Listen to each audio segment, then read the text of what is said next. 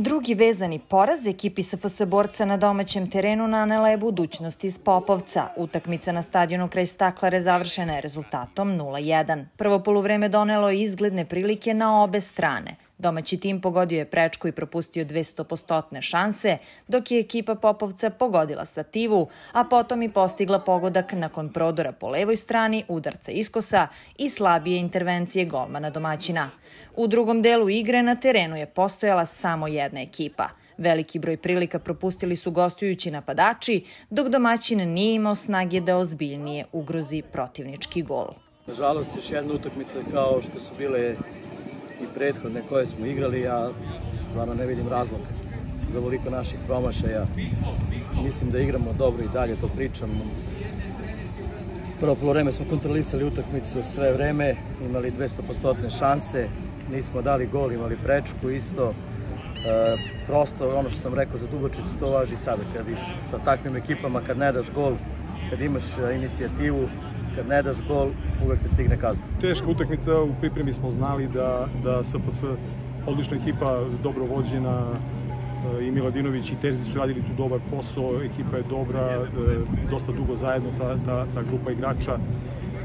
Traže posed, igraju dobro, rezultati su izostali, rezultati u smislu zadnjih nekoliko utakmica protiv jakih protivnika. Ekipa Popovca je jedna iskusna ekipa koja je jedno 5 godina zajedno, odlično vođenje od strane mog kolege, prave dobru selekciju, tako da smo znali sve u pripremi ove utakmice šta nas očekuje. Predvideli smo sve unapred, u prvom poluvremenu to radili dobro, drugo poluvreme već smo počeli da rizikujemo, svesno smo ostavili njima šansu da nas ugroze iz kontre i polukontre, pokušavali smo, ali 5 iskusnih igrača imaju pozadi koji su to sve zatvorili, tako da čekamo šansu u sledećoj utakmici. Prosto smo bili rezervisani i imamo mogućnosti da brzim igračima ugrozimo dubinu protivniku i prosto to smo iskoristili.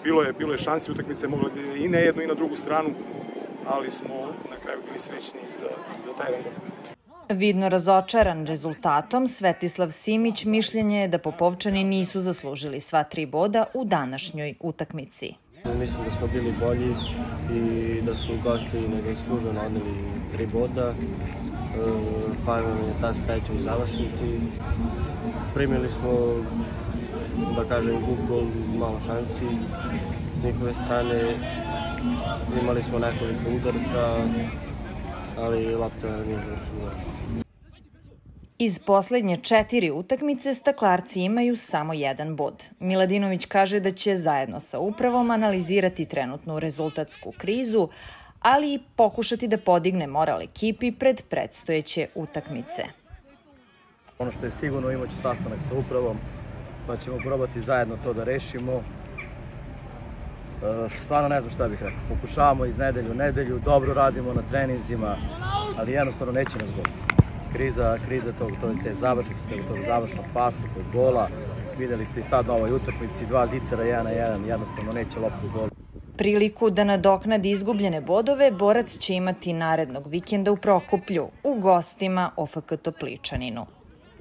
Igramo protiv Prokuplja, protiv Topličanina u Prokuplju. Teško gostovanje, ali mi idemo svuda na pobedu. Nakon 9 odigranih kola u ovoj sezoni Srpske lige Istok, SFS Borac ima 14 osvojenih bodova i zauzima 7. poziciju na tabeli. Današnji protivnik staklaraca je drugoplasirana ekipa u ligi, čiji je lider Radnički iz Pirota ubedljivo savladao Dunav u Prahovu. Skok na 6. mesto tabele zabeležilo je Paraćinsko jedinstvo pobedom u Nišu protiv poslednje plasiranog Car Konstantina.